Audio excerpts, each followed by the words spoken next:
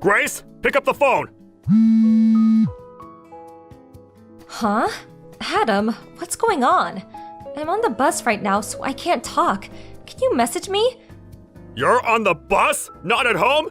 You're out of the house right now? Yeah, I'm on my way home from the gynecologist. It'll be arriving at F Station, the last stop, real soon. No, you can't go to the train station! Abort! Abort! You have to get off the bus now! Huh? Pull the stop cord! Have the driver stop where you are now and get off as soon as possible! After that, you need to escape to your parents' house! Huh? My parents' house? Escape? It would take me an hour to get to my parents' place from here. But in any case, it still involves going to F Station. No, you can't get on the train! But our baby's due this month, and I'm way too pregnant to be driving myself. Get a taxi! What? I don't have anywhere near enough money in my purse to afford a taxi journey that far. Leave it to me. I'm gonna call your parents. I'll tell them to expect you, have them pay the fare, then give them back the money myself later. Please, Grace, you have to listen to me! But Adam, you said escape. What does that mean? Why are you in such a panic? You're scaring me, babe. My mom found our new address! What? I got a call from my brother. One of our loose-lipped relatives carelessly said more than she should have, and now my mom knows where we live again! I pulled the stop cord and got off the bus early. Good. Now you have to get a taxi! Do not get on the train, whatever you do! And don't go anywhere near the house! It's compromised now! Got it.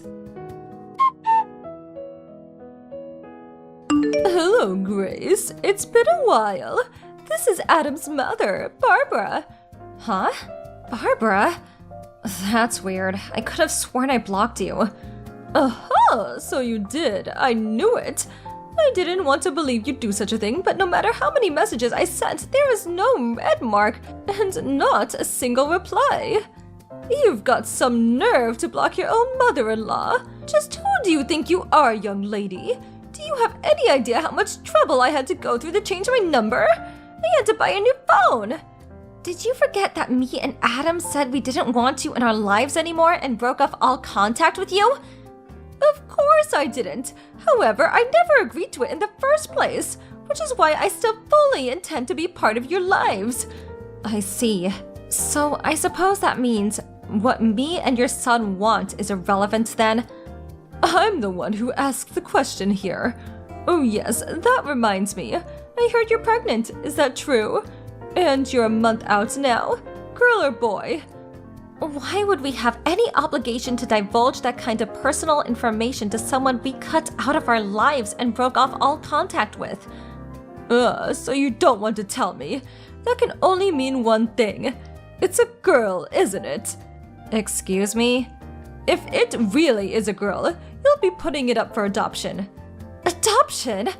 Not only that, you'll also be divorcing that good-for-nothing Adam and marrying my eldest son, Cedric, instead. What? Think about it. It's in your best interest to spend your life with my eldest son, Cedric. He'd give you a far better life than anything my failure of a second son, Adam, could provide you with. But good grief, young lady. Will you make sure you at least produce a boy this time? In any case, my Cedric is brilliant. So, it'll most likely be a boy if he's the dad anyway. What the hell are you talking about, Barbara? You're nuts! A baby's gender isn't exactly something you can control, is it? Besides, I'm Adam's wife. Why would I marry Cedric? I don't need to listen to the misinformed whining of a lowly bride. Know your place in this family. Anyway, I'm on the train at the moment. I'm on my way to see you as we speak. I'll be at your house before long, so the three of us are going to be reunited very soon. I'll be living with you until the birth. While I'm there, we'll be making the preparations for the divorce with Adam and your subsequent remarriage with my brilliant Cedric. This conversation went so far off the deep end, I don't even know what to say anymore. That's fine. Your input isn't required. All you have to do is obey me, your mother-in-law, your superior, and the matriarch of this family. Be a good girl for me, okay, Grace? We'll be speaking again soon. Adam, I'm in the taxi now. Grace, are you okay? Yeah, I'm fine. I managed to dip out of the office early, so I'm on my way to your parents' house myself now, too. That's good news. Are you driving? I noticed your message as I was slowing down for some traffic lights, so I pulled into a nearby convenience store car park to reply. You didn't run into my mom, did you? You didn't run into my mom, did you? No. But I think it was a seriously close call. Huh? How do you mean? She sent me a bunch of messages just now. Seriously?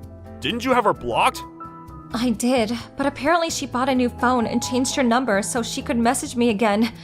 She really will stop at nothing. What did she say? Where do I even begin?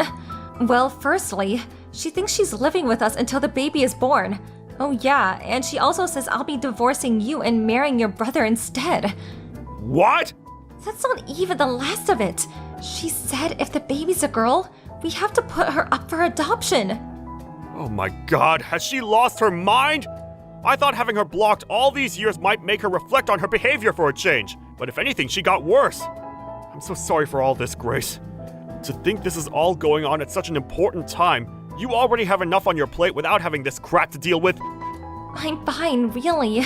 Thanks to your quick thinking, I was able to change course before running into your mother. If not for your message, God knows what kind of mess I'd be in now. I'm just pleased it got to you in time. I really am sorry. It's fine, honey. Thanks for looking out for me. It really means a lot. Grace, I'm not happy with you. Pretending to be out? Seriously? What grown woman behaves like this? Come to the front door and let me in now. I'm well aware this is yours and Adam's apartment. You can't run anymore and you can't hide. Hey, are you listening to me? Let me in. I'm not going anywhere until you let me in. So you may as well just be an adult about this. Come out and face the music. Mom, long time no see. Is that Adam? Please tell me you're not still in front of our apartment. What do you mean? Of course I am. I intend to wait here patiently until Grace lets me in. And believe me, I can be very patient when I need to be. Listen, here's the thing. Grace isn't there. Huh? Come on, Mom. You must have been there, what, over an hour by now? Did it not occur to you that we might be out? Don't talk such nonsense. It's only natural that your wife would wait at home to make the necessary preparations to entertain me, your mother, her superior, and the matriarch of this family. On the occasion of our reunion, no less. Not only that, but I heard she's due to give birth this month. You can't expect me to believe she's going out, gallivanting in the distant lands while 8 months pregnant. No, she's probably in there now trying not to make any noise. The coward! No, she really isn't there, so you're wasting your time. Good grief. I've said it before and I'll say it again. That girl needs to have more awareness of her duties as a wife if she's going to be part of the family. She needs to be retrained when she marries Cedric. We can't have him having to put up with the same slovenly behavior that you do. Yeah, Grace told me all about these weird ideas of yours. The problem is, Cedric has no intention of marrying her. Oh, you do say some moronic things sometimes, Adam. He normally has no interest in women, but he's always so very kind to her. I've never seen him that way with a girl before. That can only mean one thing. He likes her. It's my job as a mother to make the eldest son happy, which means the two of them have to get married. It's the only thing for it. I guess that means my happiness is irrelevant because I'm the second son then? That's a very you thing to say, Mom. I see you haven't changed a bit. One thing you don't seem to be aware of, though, is that it was Cedric who introduced me and Grace in the first place. Huh? It was? She's a longtime friend of Cedric's girlfriend. What? Cedric? Girlfriend? My Cedric had a girlfriend? Has. They're still together. They were childhood sweethearts. They met in high school, so they've been together well over 10 years now. Well, this is the first I've heard of it. That's probably because he didn't tell you. Why not? I'm his mother. Oh, by the way, that reminds me. Cedric isn't at your house anymore. He moved out today. He did what? You have no idea how long he's been biding his time. waiting for the day he could finally escape from your tyrannical clutches. Which is why he's been making preparations to move out in secret, waiting for his chance to win his freedom once and for all. He saw how distracted you were by your mission to track down me and Grace, and knew he had to go for it now or never. He made his move the moment I sent him word of Grace making it out safely, and he won't be looking back. Remember how he switched to remote work a little while back? That was all to minimize the amount of ties he had to the local area so as to make Operation Escape the Mad Dictator go as smoothly as possible. And guess what? It looks like it did! Oh my god, this can't be! Cedric's my eldest son! It's his duty to protect this family! And what about when I get old? Who's gonna look after me? Do you expect me to go into a home? It's funny how you say, this family, as if it actually means anything anymore. You're all alone in the world because of the way you treat people, Mom. You no longer have a family. If you want to chase him, chase him. Grace and I won't be telling you where he's going, though. Apparently, my mother-in-law left immediately after that. According to one of the neighbors, she showed up and rang the doorbell for over an hour. While taking her phone out and typing like a woman possessed in between buzzes, her expression becoming increasingly contorted all the while. But then, her expression suddenly turned to one of blank amazement while staring at the screen, after which point she immediately left in a panic. Hopefully she'll get the message and leave us alone now. But just to be on the safe side, we quickly sold the apartment and moved away. Cedric, my stepbrother, finally married his childhood sweetheart girlfriend. Later on, they got some news that his wife would be transferred overseas for work, and Cedric plans on going with her. That was the story of my mother-in-law, whose attitude towards her family was so despicable she got disowned by her own sons. With my father-in-law no longer with us, it's basically guaranteed that she'll be spending her retirement alone now.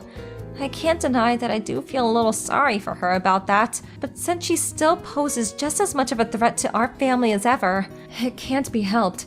Me and Adam definitely have no intention of helping her after everything she did to us. Thank you for watching. Please subscribe and hit the like button. See you next time.